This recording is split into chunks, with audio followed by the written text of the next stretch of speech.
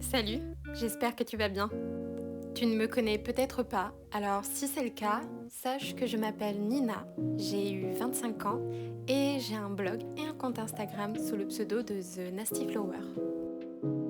Aujourd'hui, après de longues années d'hésitation et de sentiments d'illégitimité, j'ai enfin trouvé le courage de lancer ma chaîne YouTube.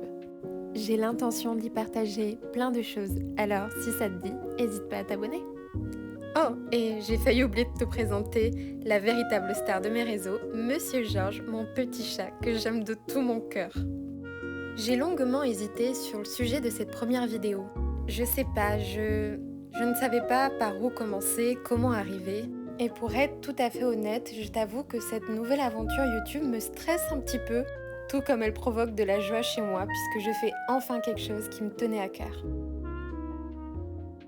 J'ai d'abord voulu faire une vidéo face cam, mais je sais pas si c'était le stress ou la nouveauté, mais en fait j'étais pas vraiment à l'aise. L'énergie qui s'y dégageait n'était pas celle que je voulais transmettre, mais je tenais à faire cette vidéo face cam, alors j'ai pas arrêté de recommencer, et au final j'ai perdu beaucoup de temps. Je me sens beaucoup plus à l'aise en voix off, donc pour l'instant on va commencer comme ça et on verra bien par la suite. Bon, du coup, Nina, tu nous racontes ta vie, tout ça, mais cette vidéo, de quoi elle va parler? Eh bien, on va tout simplement faire connaissance et je vais vous contextualiser un petit peu la situation. En juillet 2019, j'ai aménagé dans cet appartement avec mon meilleur ami et colocataire, Monsieur Priam. Et quelques mois plus tard, j'ai adopté mon acolyte, Monsieur Georges. Lorsqu'on a aménagé dans cet appartement, on s'est vraiment ramené avec le strict nécessaire. Un canapé lit pour le salon, un canapé lit pour sa chambre.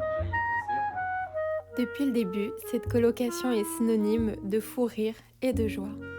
Qui a étendu tout son linge, mais qui a laissé ma chaussette. Concernant nos situations, moi j'étais sans emploi et dans une période un peu difficile de ma vie. Quant à Priam, lui, il était étudiant avec un taf étudiant à côté. Donc en fait, ce strict nécessaire, on s'en contentait parce que d'un côté, on n'avait pas le choix, puis de l'autre, on savait qu'à un moment ou à un autre, ça allait forcément évoluer. Et effectivement, l'appartement a énormément évolué depuis notre aménagement.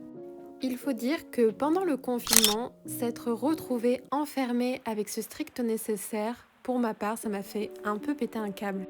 J'étais dans une période de ma vie où je recommençais à me redécouvrir et à m'affirmer et je me suis rendu compte que j'avais très envie d'un intérieur chaleureux, doux, coloré, calme. Que cela passe par le linge de maison, les meubles ou bien par des détails comme les tasses et les assiettes. Un intérieur sécurisant, apaisant et où nos amis, nos proches s'y sentiraient bien. Je me suis d'ailleurs rendu compte qu'aménager un appartement au niveau des meubles et de la décoration, ça demande énormément de temps, de patience et bien entendu d'argent. Mais je prends quand même plaisir à le faire et je sais pas, ça me détend. C'est une espèce de jolie petite thérapie. Bon, par contre, c'est vrai qu'il est plutôt aménagé avec mes goûts esthétiques à moi et je remercie Priam pour sa tolérance. Pour ce qui est de ma situation personnelle et professionnelle, même si elle n'est plus du tout au même stade qu'il y a 3 ans, je t'avoue que je suis quand même un petit peu perdue. Tout ce que je sais, c'est que j'adore créer et me sentir rassurée par ce que je crée. Que ce soit styliser des tenues dans lesquelles je me sens bien, créer une ambiance dans un intérieur en l'aménageant et en le décorant, ou en confectionnant certaines pièces de ma garde-robe, d'ailleurs je vous dois un tuto pour ce top, ou bien en brodant certaines pièces pour un projet secret. Je pense faire partie de ces personnes pour qui la création est vraiment un mode de vie et même essentiel.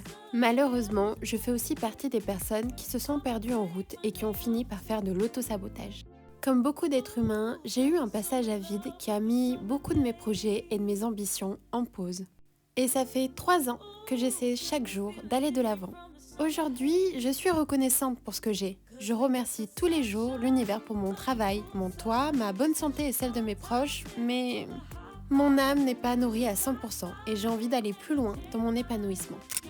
Sur cette chaîne YouTube, j'ai tout simplement envie de partager avec toi un peu de mon quotidien, de mes idées, de mes doutes, de mon parcours et comment je suis devenue la personne que je suis aujourd'hui.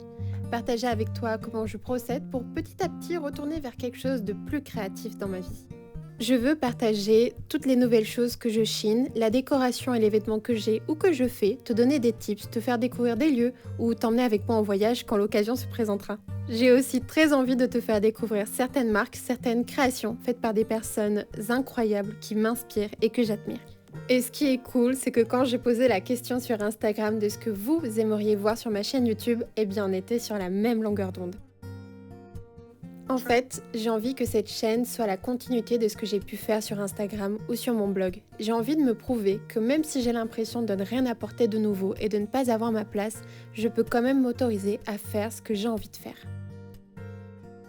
Je ne pourrais pas te promettre une régularité bien précise parce que entre mon travail, le temps que je prends pour me reposer, celui que je prends pour certains projets et celui que je prends pour mes proches, j'ai encore parfois du mal à m'organiser même si j'y travaille. Mais ce qui est sûr, c'est que je te promets d'être le plus sincère et authentique possible.